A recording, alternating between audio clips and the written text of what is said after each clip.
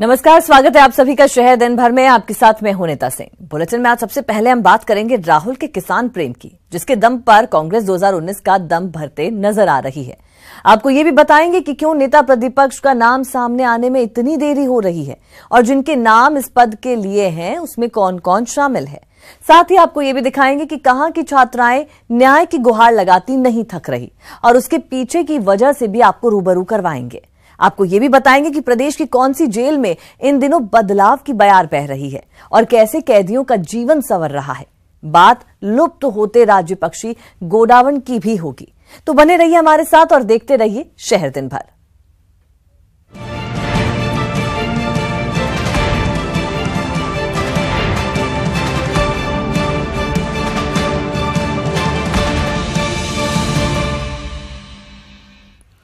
सरकार बनाने के बाद पहली बार जयपुर में किसान रैली में पहुंचे राहुल गांधी ने कांग्रेस की जीत का क्रेडिट अन्नदाता समेत पूरे सूबे की जनता को दिया।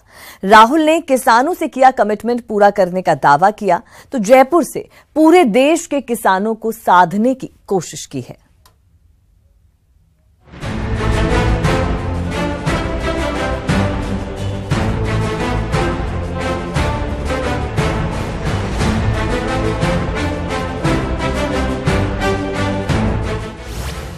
राहुल का पावर शो। हिंदुस्तान का किसान बैक फुट पे बैटिंग ना करे और फ्रंट फुट पे जाके छक्का मारे। बिग शो से राहुल ने फूंका चुनावी बिगुल। तो जैसे ही 2019 में कांग्रेस पार्टी की सरकार आएगी, वही सरकार हिंदुस्तान के हर प्रदेश के किसान का कर्जा माफ करके दिखा देगी। राहुल का हरित क्रांति मंत्र। अब एक नई सोच की जरूरत है। मैं चाहता हूं कि एक नई हरी क्रांति की तैयारी करी जाए। किसान कार्ड से सधेगा 2019। अन्नदाता को खुशहाली का मंत्र देने के साथ ही कांग्रेस ने 2019 के लिए अपना एजेंडा लोगों के सामने रखा। जयपुर में अपने बिग शो से जब राहुल गांधी ने चुनावी बिगुल फूंका तो उनका अंदाज पहले से ज्यादा तल्ख और आक्रामक दिखा। तो राहुल रणनीतिक रूप से भी बेहद परिपक्व दिखे। किसान के बहाने राहुल के निशाने पर रहे पीएम नरेंद्र मोदी। 5 साल से नरेंद्र मोदी जी बैकफुट पे खेलते हैं, वायदा करते हैं किसानों को रोजगार, किसानों की मदद, युवाओं को रोजगार देंगे, और जब बैटिंग आने का समय आता है तो बैकफुट पे जाके खेलते हैं, डर के खेलते हैं। हिंदुस्तान को किसी से डरने की जरूरत नहीं है। हिंदुस्तान के किसान को किसी से डरने की जरूरत नहीं है। हिंदुस्तान के युवा को किसी से डरने की जरूरत नहीं है। हम खेलेंगे तो फ्रंट फुट पे खेलेंगे और छक्का मार के दिखाएंगे।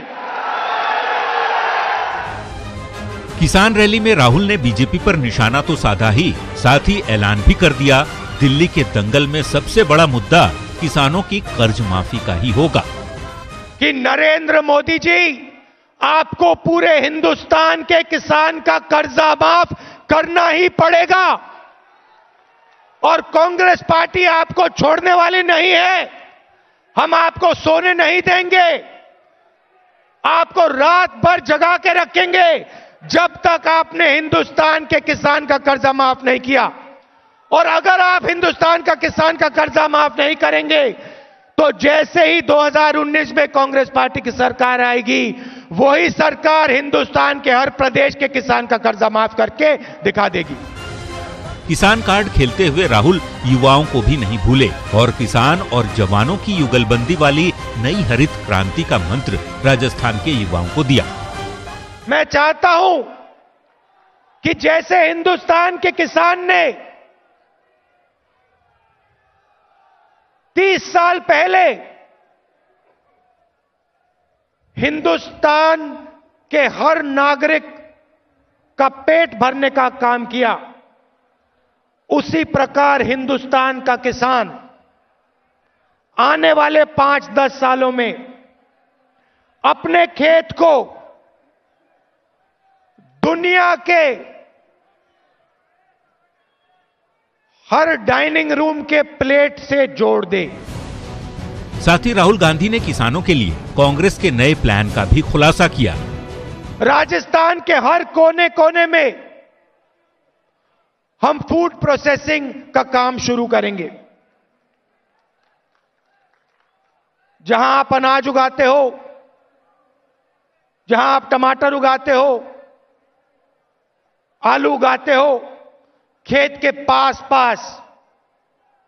फूड प्रोसेसिंग का यूनिट लगेगा। मेगा फूड पार्क लगाए जाएंगे और आपके खेत को हम दुनिया की इकोनॉमी से, दुनिया के बड़े बड़े शहरों से हम जोड़ने का काम करेंगे। अब ऐसे में सवाल है कि क्या मोदी सरकार से किसानों का मुद्दा राहुल ने हथिया लिया है? क्या 2019 में राहुल किसान कार्ड के भरोसे मोदी को टक्कर देना चाहते हैं? सवाल यह है कि क्या किसान कार्ड से कांग्रेस दिल्ली फतेह कर पाएगी और क्या राहुल वाकई मोदी सरकार को किसानों की कर्ज माफी के लिए मजबूर कर देंगे? Bureau report, news 18 Rajasthan.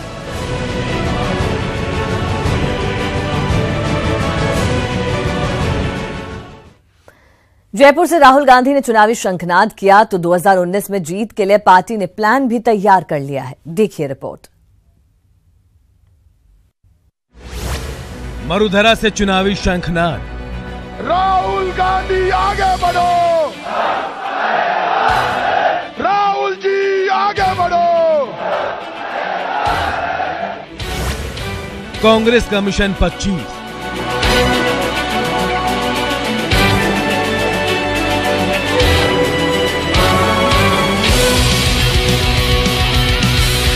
और किसान रैली के साथ ही कांग्रेस ने चुनावी शंखनाद कर दिया है और इसके साथ ही मरुधरा की धरती से दिल्ली की लड़ाई का आगाज भी हो गया है। बकायदा कांग्रेस ने दिल्ली फतह के लिए जीत वाला प्लान भी तैयार कर लिया है। आज देश के हालात ठीक नहीं हैं। आपको नरेंद्र मोदी जी और अमित शाह जी दो लोग राज कर रहे हैं देश के अंदर।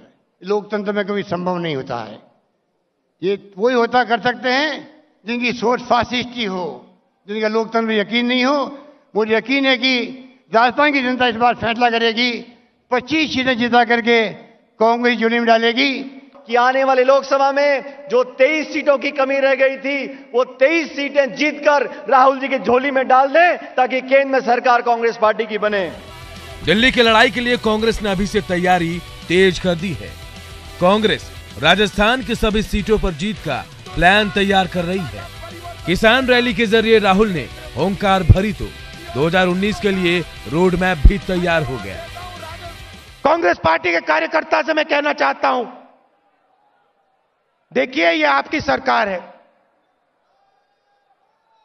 और इस सरकार के ऑफिसेस, चाहे वो चीफ मिनिस्टर का ऑफिस हो, चाहे वो सचिन पायलट जी का ऑफिस हो, चाहे वो हमारे मंत्रियों का ऑफिस हो, चाहे वो एआईसीसी के लोगों का ऑफिस हो, एमएलए का ऑफिस हो, वो ऑफिस आपके लिए खुले मिलेंगे, उनके दरवाजे आपके लिए खुले मिलेंगे और डायरेक्ट कनेक्शन है आपका और मेरा। मुझे कांग्रेस पार्टी के कार्यकर्ताओं की शिकायत नहीं सुनाई देनी चाहिए। कांग्रेस की नजर राजस्थान के सभी 25 लोकसभा सीटों पर। कांग्रेस किसान भरोसे 2019 के लक्ष्य को भेदना चाहती है। युवा शक्ति पर कांग्रेस को भरोसा है। बेरोजगारी को भी कांग्रेस हथियार बनाना चाहती है। राफेल के जरिए कांग्रेस दिल्ली की उड़ान भरना चाहती है। साफ है, राहुल दिल्ली की गद्दी के लिए अभी से ही जंग में उतर चुके हैं। कांग्रेस की कोशिश है कि विधानसभा चुनाव में मिली जीत को लोकसभा में भी बरकरार रखा जाए। ऐसे में पार्टी अभी से ही मरुधरा से दिल्ली की तैयारी कर रही है। Bureau report, news 18 Rajasthan. BJP में नेता प्रतिपक्ष बनाए जाने का इंतजार जारी है। पार्टी की ओर से बनाए ऑब्जर्वर प्रदेश के दौरे पर कब आएंगे ये अभी तक तय नहीं हो पाया है, जिससे इस नेता प्रतिपक्ष की रेस में जो नेता शामिल हैं उनकी उम्मीदें अभी भी बरकरार है।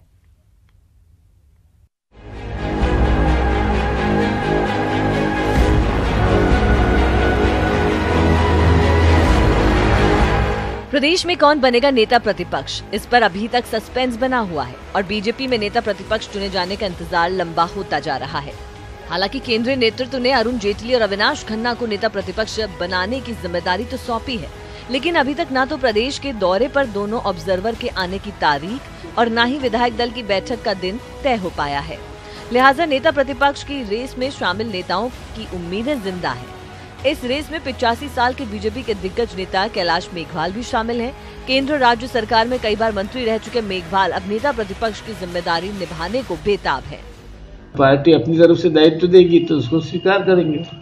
मेरा भी नाम आया है और इसलिए मेरे नाम के आने के बाद मैं ये सोचता हूँ कि अगर मुझे दायित्व दिया गया तो मैं ईमानदारी से उसका निर्वहन करूंगा।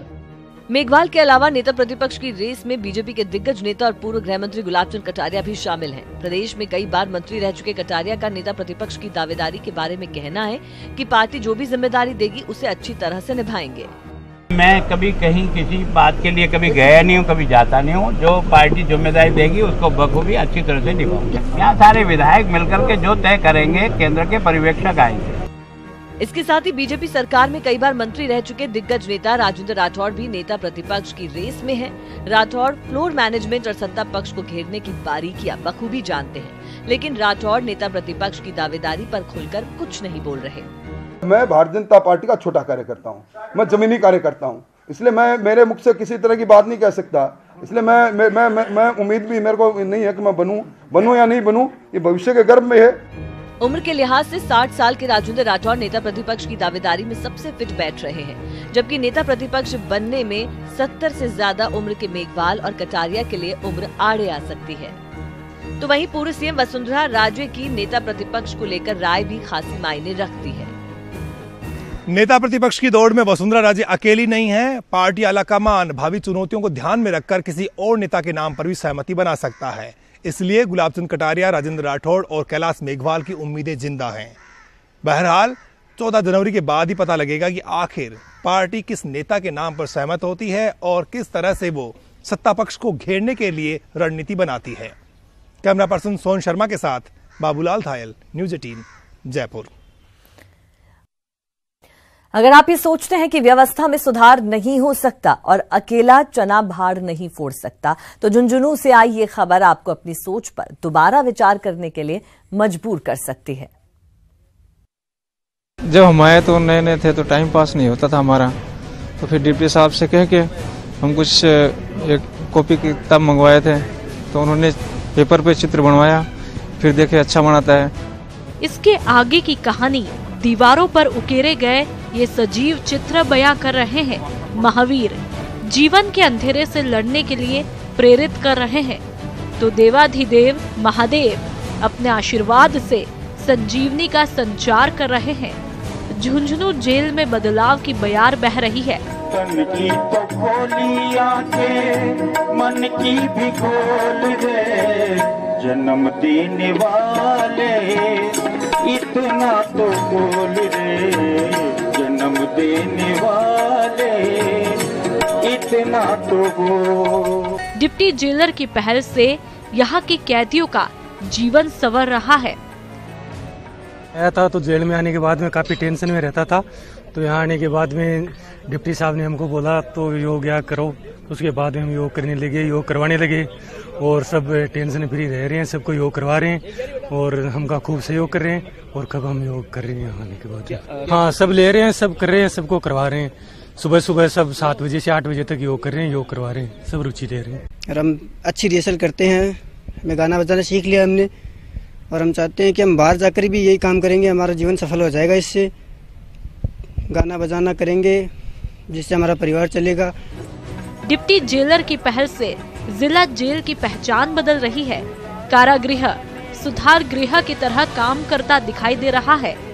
क्या दूसरे जेलर भी मोइनुद्दीन पठान के दिखाए रास्ते पर चलने की कोशिश करेंगे? जन्म देने वाले इतना तो बोल दे, जन्म देने वाले। और चलिए बात अगली खबर की करेंगे। राज्य पक्षी खतरे में है। विशेषज्ञों का दावा है कि प्रदेश में महज 50 गोडावण ही बचे हैं, लेकिन विभाग के आंकड़े कुछ और ही कह रहे हैं। देखिए रिपोर्ट। लुप्त हो रहे गोडावण, खतरे में राज्य पक्षी। 5 साल में नहीं बना ब्रीडिंग सेंटर। क्या बच पाएंगे गोडावण? विशेषज्ञ शोर मचाते रहे कि गोडावण लुप्त होने वाला है। शोर जारी रहा और देखते ही देखते आंध्र प्रदेश और गुजरात में गोडावण खत्म हो गए। अब खतरा प्रदेश में बचे हुए गोडावण पर मंडरा रहा है। एक और विभाग बता रहा है कि प्रदेश में गोडावण की संख्या 150 तक हो सकती है, तो वहीं विशेषज्ञों का दावा है कि अब महज 50 गोडावण ही बचे हैं। पिछले 5 सालों में राज्य पक्षी को बचाने के लिए प्रोजेक्ट बनाया गया, लेकिन ये महज कागजों में सीमित रह गया। अब तक एक कैप्टिव ब्रीडिंग सेंटर तक नहीं बन पाया है। उसमें तय किया गया था कंजर्वेशन ब्रीडिंग प्रोग्राम इस पक्षी का किया जाएगा। 22 करोड़ रुपए मिनिस्ट्री ने wild life institute of India को सैंक्शन करके डिस्पर्स कर दिए। उसके बावजूद कुछ नहीं हो रहा। वन्य जीव संस्थान काफी समय से गोडावण की गणना कर रहा है, लेकिन सही जानकारी देने के बजाय आंकड़ों को गोलमोल किया जा रहा है। 2013 में गोडावण की संख्या 96 बताई गई। इसके बाद बताया गया कि इनकी संख्या कम से कम 50 और ज्यादा से ज्यादा 150 हो सकती है। फिर 2008 से 2009 में संख्या 34 पहुंची और मान लिया गया कि 1-2 साल में गोडावण लुप्त हो जाएगा, लेकिन अगले साल ही संख्या में इजाफा होने लगा, जिस पर विश्वास करना थोड़ा मुश्किल है। 2012 में प्रोजेक्ट गोडावण की शुरुआत की गई थी। विशेषज्ञों की बात पर काम भी शुरू हुआ था, लेकिन प्रोजेक्ट अपनी मंजिल तक नहीं पहुंच पाया। अब फिर से आस लगाई जा रही है कि इस समस्या का कोई समाधान होगा। मैं तो नहीं मानता कि किसी भी तरह से अगर सरकार प्रयास करती है तो इसको बचाया नहीं जा सकता। आज भी अगर ये शुरुआत करें तो भी ये सेव करी जा सकती है, लेकिन शुरुआत होना बहुत ज़रूरी है, फर्स्ट स्टेप लेना बहुत ज़रूरी है। और क्रिटिकल टाइम है, 50 से नीचे आ गई हैं। मैं 50 मैं तो बार बार कहता हूँ 50 से नीचे हैं आंकड़े, और उसमें कितने ब्रीडिंग मेल्स हैं यही कह पाना बड़ा मुश्किल है। क्या राजस्थान को अपने नए राज्य पक्षी की तलाश शुरू कर देनी चाहिए? ये एक बड़ा सवाल है। पक्षी विशेषज्ञों की माने तो राजस्थान का राज्य पक्षी गोडावण अब लुप्त होने के कगार पर है। 150 के बजाय उसकी तादाद घट करके अब 50 तक आ चुकी है। ऐसे में पिछले 5 साल वन विभाग की लापरवाही में गुजर जाने के बाद में अगर अब इस पक्षी को बचाना है तो बेहद संजीदगी से काम लेना होगा और बुनियादी कदम जल्द से जल्द उठाने होंगे। कैमरा पर्सन सोहन के साथ में अरबाज अहमद, न्यूज़ 18 जयपुर। और इस बुलेटिन में इतना ही। दीजिए इजाजत। आप देखते रहिए न्यूज़ 18 राजस्थान।